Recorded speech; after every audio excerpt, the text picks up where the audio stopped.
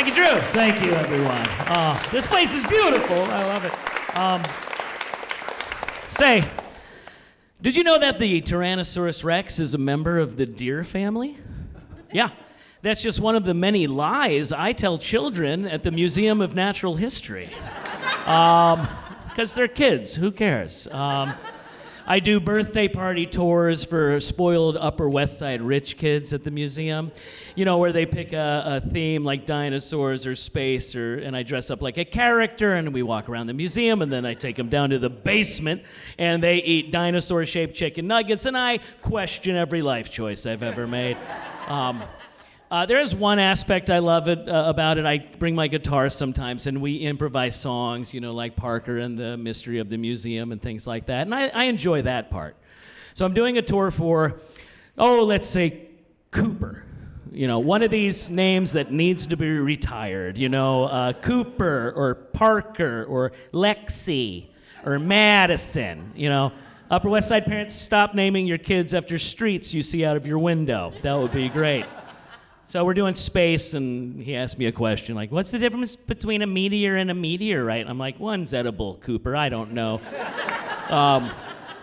We go down to the basement, and they start eating their nuggets, and I go and check my phone messages, and I get a message. It's like, hey, Rory, it's Cindy from CBS. We really loved your audition tapes, and we'd love you to be on our show, and we'll see you in 2 weeks in Burbank. And it's a good thing I was wearing an astronaut costume because I was over the moon.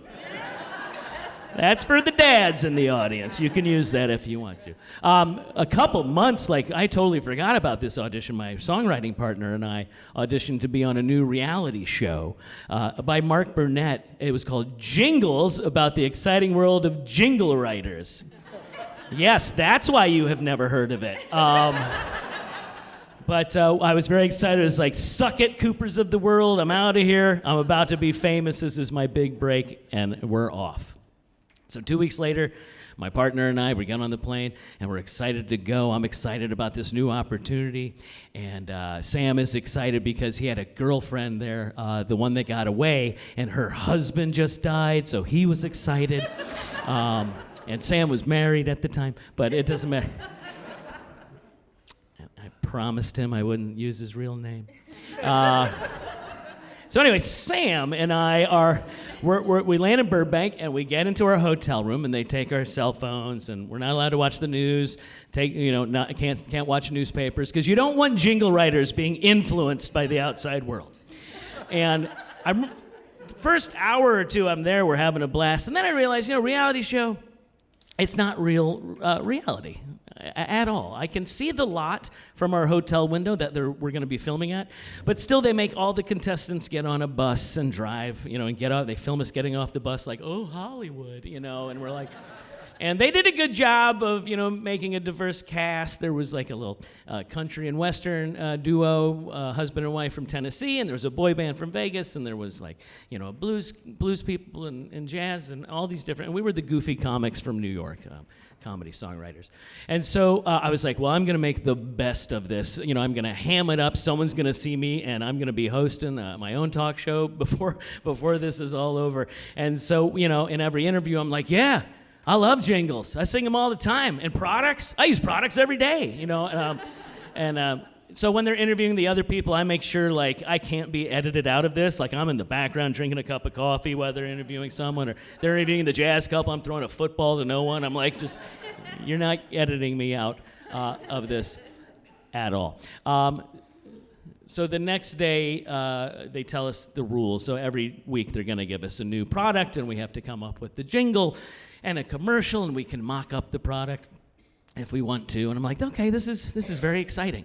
So we get to meet our three judges. So we're all waiting in the lot on the stage, and our first judge walks in, and she's a lovely person. She works for an agency, I think it was called Kaplan Thaler or something like that. She's an agent, and she gives us advice, and I'm rooting for y'all, and here's what I'm looking for in a song, and good luck to everybody. And then the next judge comes in, and I think her name was Kathy. And Kathy wrote the Toys R Us jingle. I don't want to grow up. I'm a Toys R Us kid. Right? But you would have thought she wrote the fucking White Album the way she talked about her process. Very serious woman. And I was like, all right, very good. And then we're all set to meet our celebrity judge, and a door opens to the side. And I don't know if the smoke machine was broken or if it was a Teamster out there having a cigarette, but the tiniest bit of smoke wafted in. And then in walks our celebrity judge, just dressed head to toe in leather with sunglasses. And he walks in the middle, he stands on the stage, and it's Gene Simmons. Yeah, Gene Simmons from Kiss, if you were born after 2000. Which no one here was. Okay, good, so we all know Gene Simmons. And Gene Simmons takes the stage, and he looks at us, he's like, Jingle writers, if you're not serious about writing jingles, there's the door. And he's pointing in the wrong direction. And I lean over to Sam. Well, you all know now. I lean over to Sam, and I say, this is never going to see the light of day. So my new plan is to befriend Gene Simmons, because this is at a time when he had like 5 or 6 reality shows on TV at the time. So I was like, well, I'm just going to make this dude love me, and he'll put me on something, and somebody's going to see me, and this is it. It's my big break, suck it, Coopers of the world. And so every time I would see him, I was like, Gene! And he'd totally ignore me. Didn't want anything to do with me at all. So new plan was just to do everything I could in front of the cameras and befriend a cameraman or a key grip or somebody, and somebody's gonna love me and put me on TV.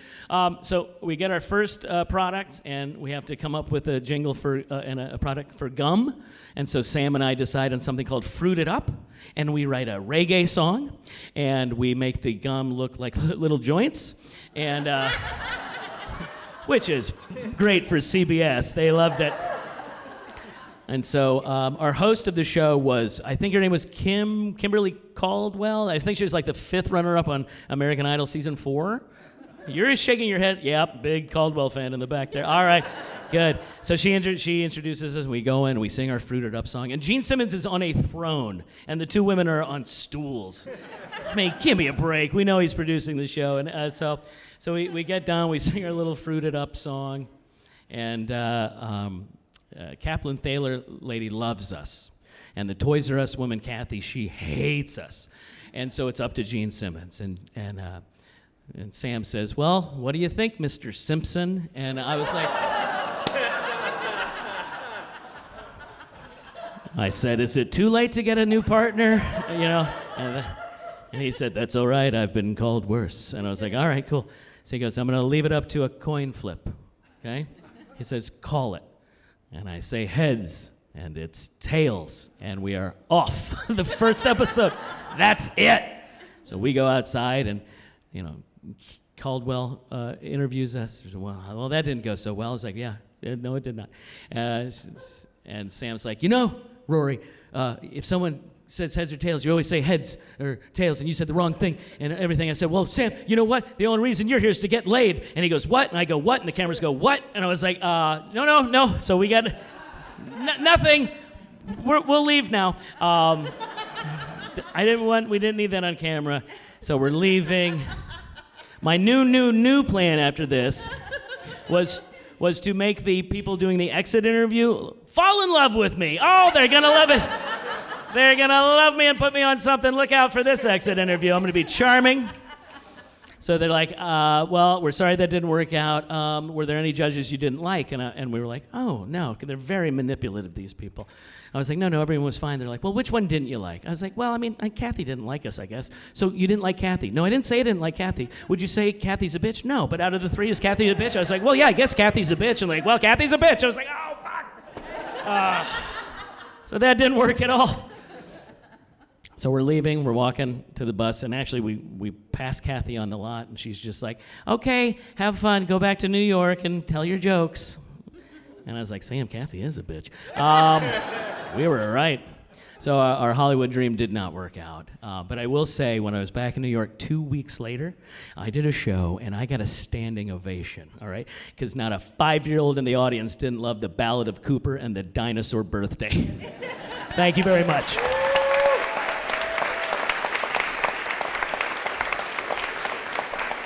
Hi, Rory Scholl, everybody.